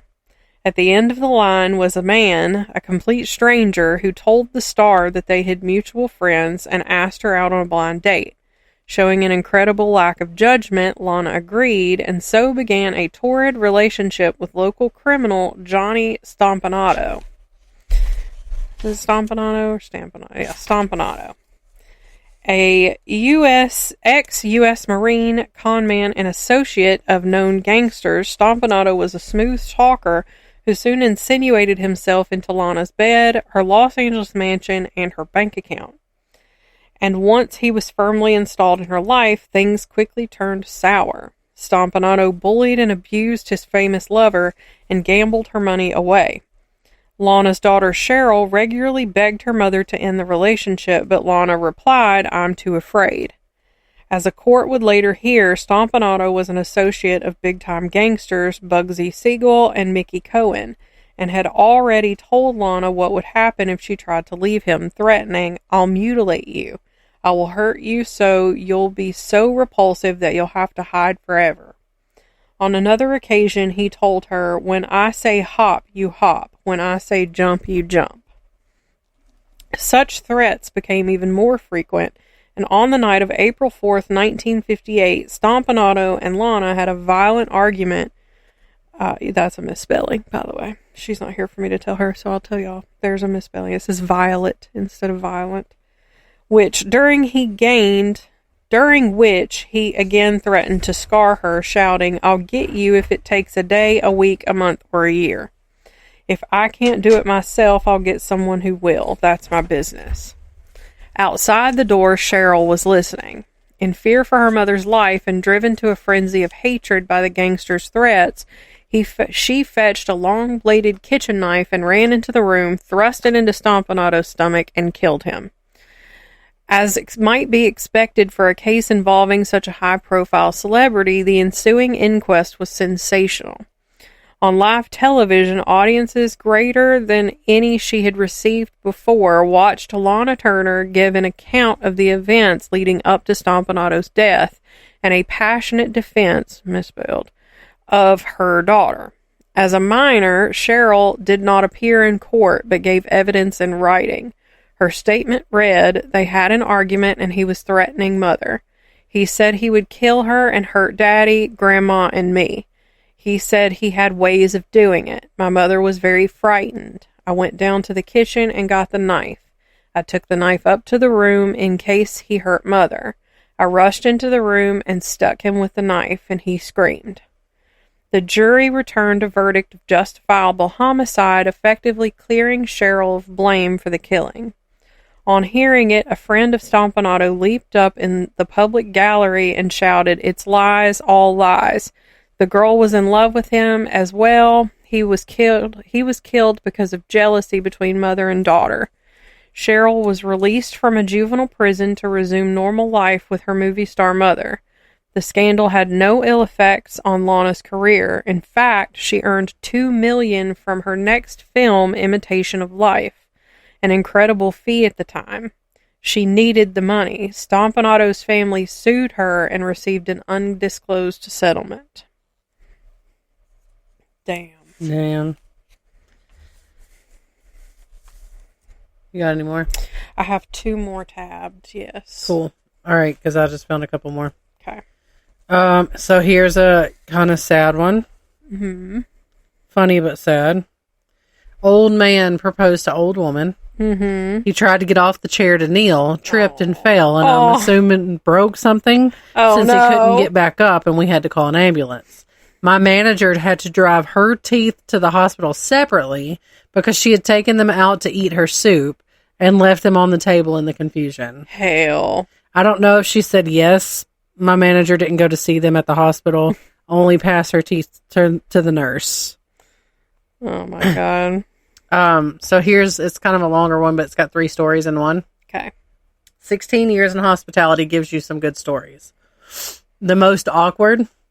My first job as a waitress, a guy wanted to propose to his girlfriend. He came in 2 months before to book and had everything figured out. He planned to prop the question during dessert. We had champagne, balloons, and sparklers prepped for the big moment. The time comes, he drops to one knee, gives a speech about his love for her. He asks, she says no, puts the ring in her bag, finishes her dessert, and then leaves. Quite possibly the most awkward thing I've had to witness alongside around 200 other people.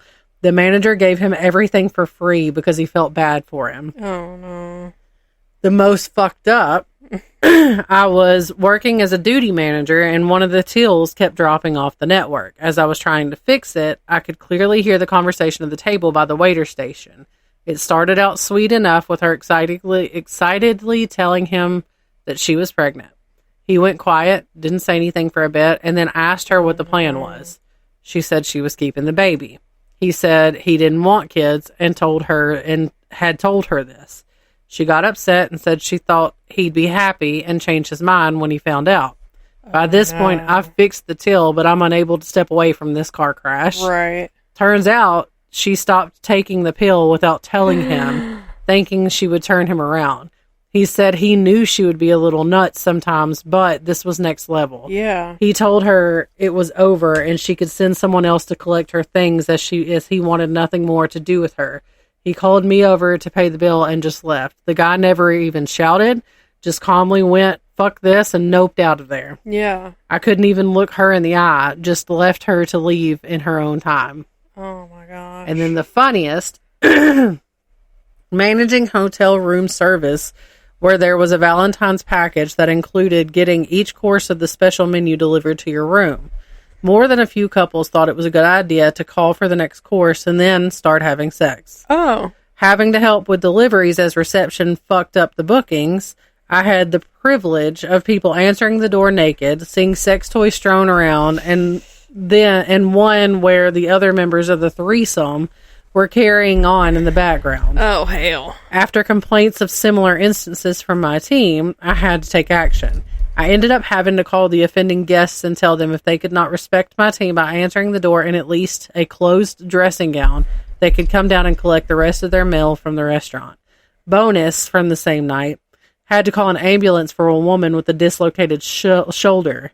The guy admitted that they were trying to recreate a bukkake type scene in the shower using conditioner as the cum, and he slipped in the conditioner and fell on top of her. What the hell? Somebody's comment puts the ring in her bag, talking about the one where she said, no, that's not how this works. No. That's not how any of this works. No, you should have left him with that. Lord. I have a Charlie horse. I just need you to know. Oh. Kind of hurts. All right, so if you want to go to another one. Okay. At the age of 32, George Crossman was married to his fifth wife. Dang. His first three marriages had all been legitimate, but this was his second wedding conducted under a false name. Wife number 5 was a widowed nurse called Ellen Sampson. After her joyous wedding day in January 1903, she returned with her husband to her new home on Ladysmith's Road, Kensal Rise, North London, without the slightest suspicion that it was already the home of wife number 4, Edith. As soon as their wedding night was over, Ellen became surplus to requirements. Crossman smashed her over the head and hid her body in a trunk in the attic. By the time Edith returned home from visiting friends, everything in the house was normal.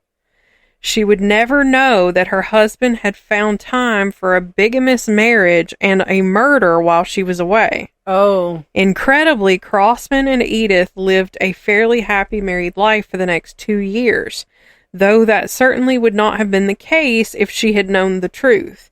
She was not legally married. There was yet another wife in the background.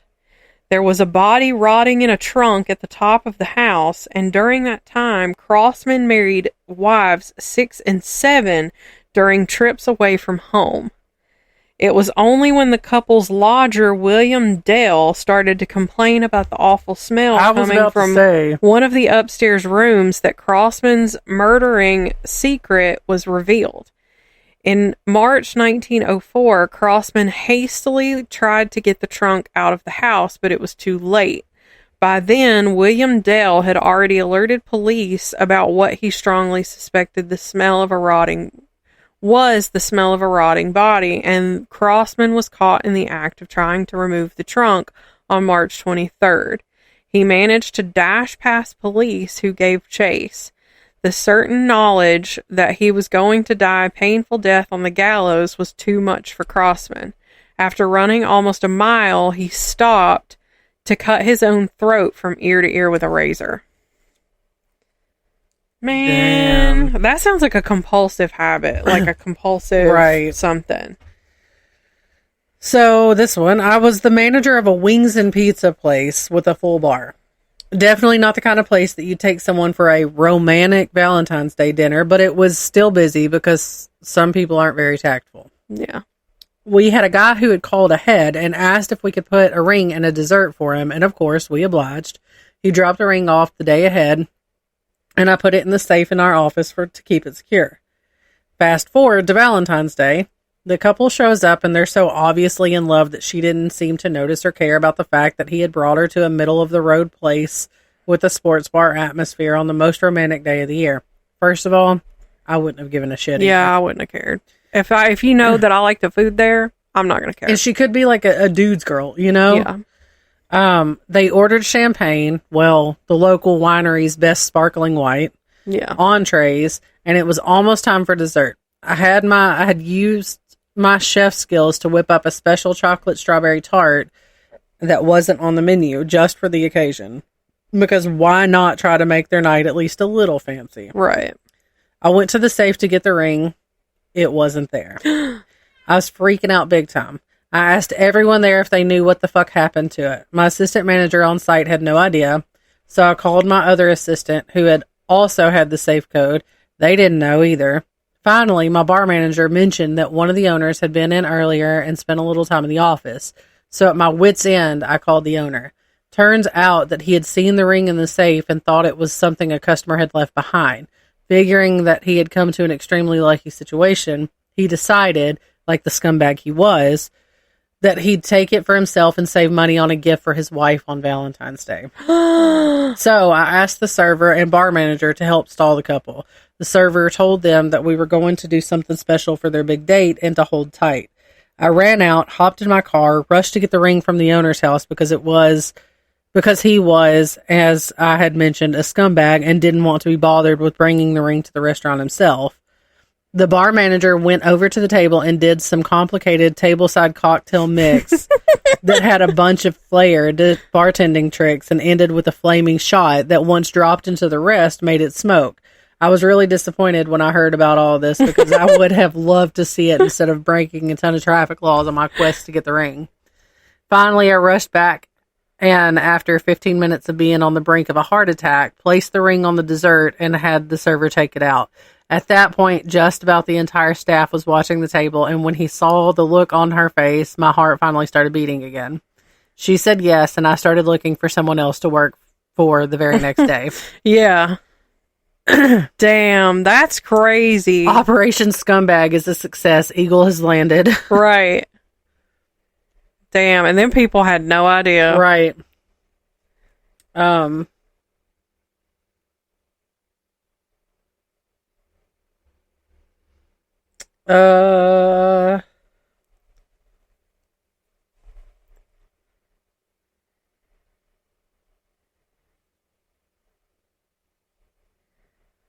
Had a man and a woman sharing a dessert, and the man playfully put a bit of the ice cream on her nose, and then she did the same to him. On her nose. She then did the same, and he did it back once more, but with a different flavor of ice cream. She flipped out at him because, you know, I like chocolate the most. Why would you waste it, you idiot? In the end, she stormed out because the man couldn't comprehend how much she was blowing up about the situation. Yeah, that is a bit excessive. I was working for a higher-end chain steakhouse in northwest corner of greater Los Angeles in the Valley. Valentine's is obviously one of the top 5 busiest days of the year for us. We did about 500 covers between 5 and 10 p.m. It's also a restaurant with a very open concept floor plan. Booths along the 4 walls of the restaurant and an array of tables in the middle with no partitions or anything between them. A younger couple, maybe mid-20s, dressed to the nines, came in shortly after we opened and were seated in a table, basically in the dead center of the dining room. They were friendly and pleasant, and I could tell that for them, dining at our restaurant was a really special treat, so I did everything in my power to make it special for them. When they're done, probably around 7, I brought their check, which was around $300. Damn. When I came back to pick it up, the guy had a super embarrassed look on his face, and he said that he thinks he left his wallet in the car, and the woman, who's embarrassed for him, doesn't have anything with her because her dress had no pockets, and she didn't bring a purse. He goes out, and 5 minutes later comes back in, looking pale as a ghost. He has left his wallet at home, and asks if he can call back later with payment info. My GM won't let this fly because there's no collateral of any sort that he can leave, so the guy has to drive home to Burbank to get his wallet while his woman waits with her hair done and her red lipstick. She's and her the collateral. in the middle of the dining room on Valentine's Day.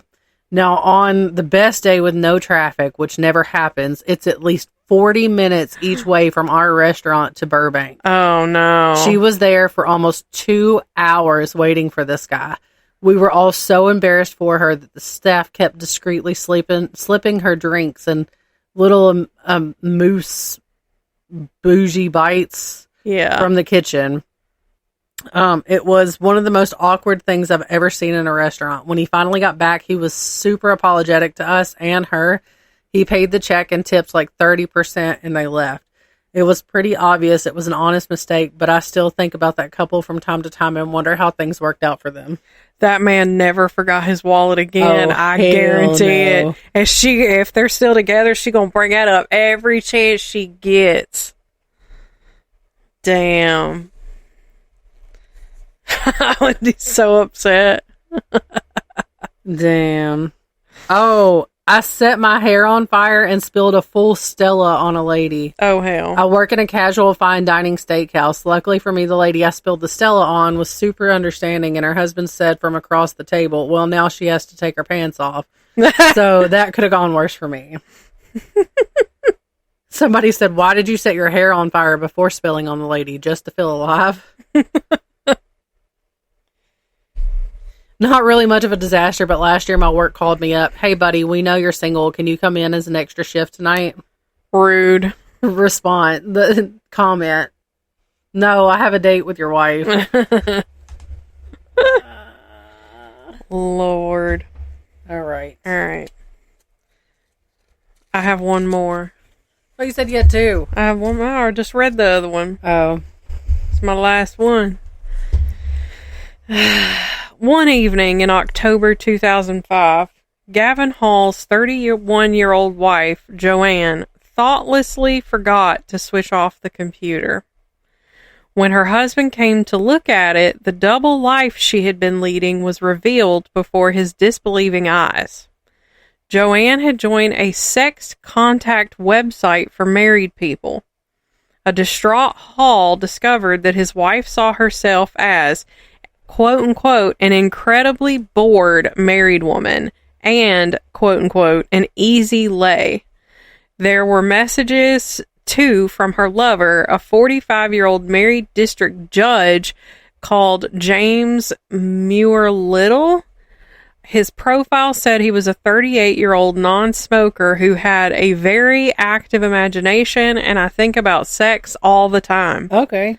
As Hall reads the messages they had swapped, it became obvious that the pair were already involved in a highly sexual relationship. They had swapped naked photographs of themselves and described in graphic detail the sexual acts they would like to indulge in. The judge had also suggested setting up a sexual threesome. When confronted, Joanne admitted the fling, but told Hall that it was over. She was lying.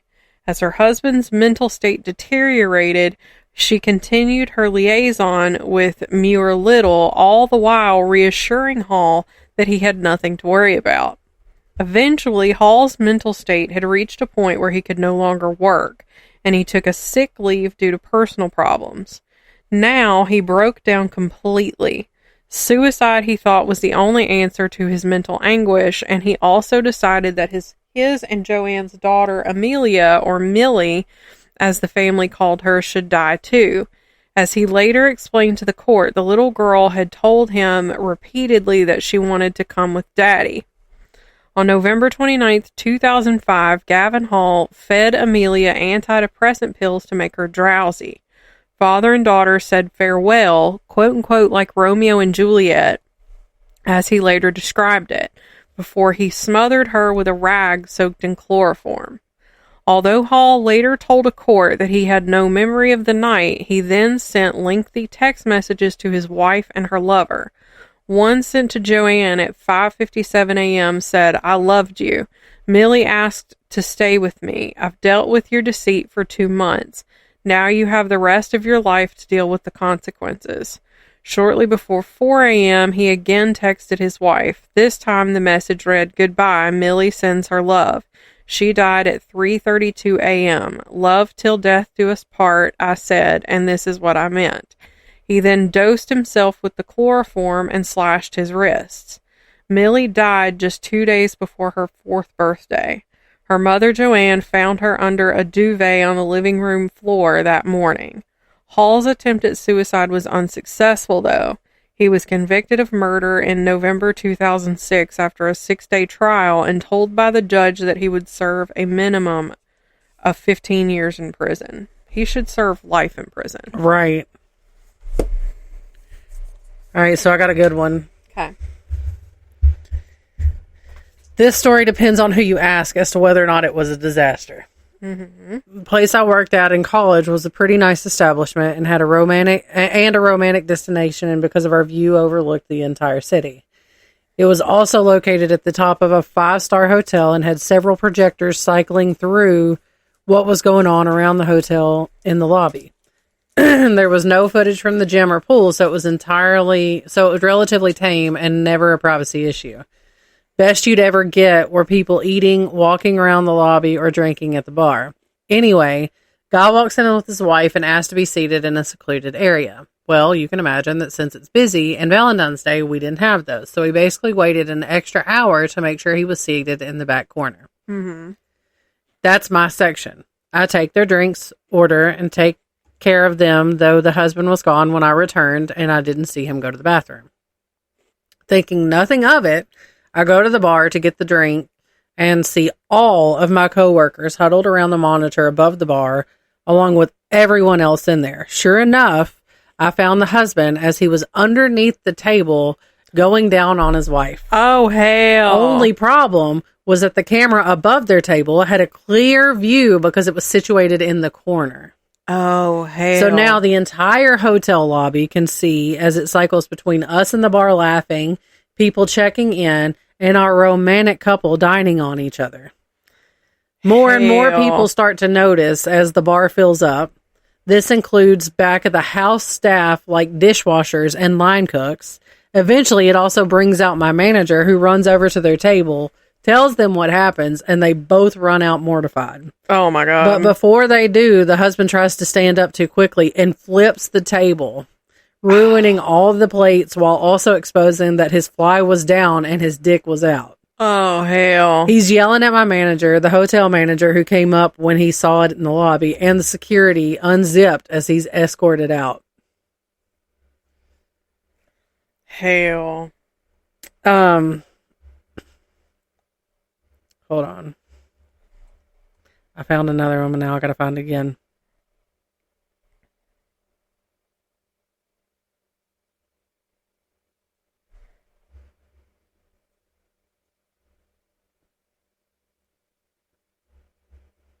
Where did it go? Come on.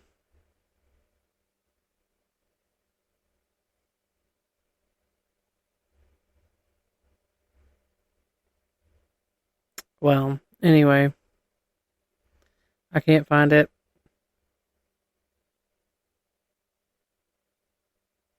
Okay, here we go. I'm not a server, but I work in the kitchen and see what happens in the dining area. Plus, I speak to the servers every few minutes as they take out food. Had a couple come in on Valentine's Day. Our restaurant sits about 50 people, and we were booked for the night. So much so that we had tables capped at 1 hour before asking them to leave. About 2.5 hours before closing, the couple comes in.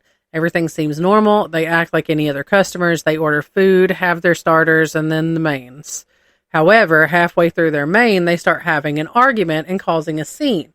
One of the waiters asked them if they could be a little bit more respectful toward other customers. They relaxed for a bit and honestly seemed embarrassed about the whole situation. This is where it gets interesting. About 5 minutes later, the guy just gets up and in complete silence walks out the front entrance. The woman stays there, completes her meal. This is about an hour and 45 minutes before closing time. After about 20 minutes of staring at an empty chair, the woman asked for the bill. The guy who left never came back. The problem was the woman didn't leave her wallet or her phone, or didn't have her wallet or her phone, and the guy drove her there, so no car either. After not being able to pay, she asked us to wait until her partner returns. We waited about 30 minutes before we had no other choice but to call the police. The police came, and after about 10 minutes, they escorted her out of the restaurant. Our manager felt awful about the situation and told the woman that she could return and pay the next day. I assumed the police drove her home, and as promised, she returned the next day and paid the bill, apologized for the situation, and left. Damn. So, there's that. Well, this was a long one. That one was a long one. So, I hope y'all enjoyed it. Because we can't stay on topic. Yeah, but... I have to pee again. I have to pee. Our nonprofit of the month this month is the Hickman, Holler, Appalachian Relief Fund, which was established in 2020 by Senora May and Tyler Childers to bring awareness and financial support for philanthropic efforts in the Appalachian region. And all the information you will need to be able to donate directly to that organization will be in the description box below and will be posted on all of our socials, which include Facebook, Instagram, TikTok, YouTube. And make sure that you are sending us those Am I the Assholes? Do you need some advice? Dear Wanderers. Send us some crazy Valentine's Day stories. Yeah. Things that you've witnessed, been a part of, whatever the case may be. Send us stories about your best and your worst. Or, just other people's best and worst and embarrassing stories. If you're in the service industry, let us know what you've seen. Ooh, I want to hear about your, proposals that went bad. Ooh, hell yeah. If you're a server.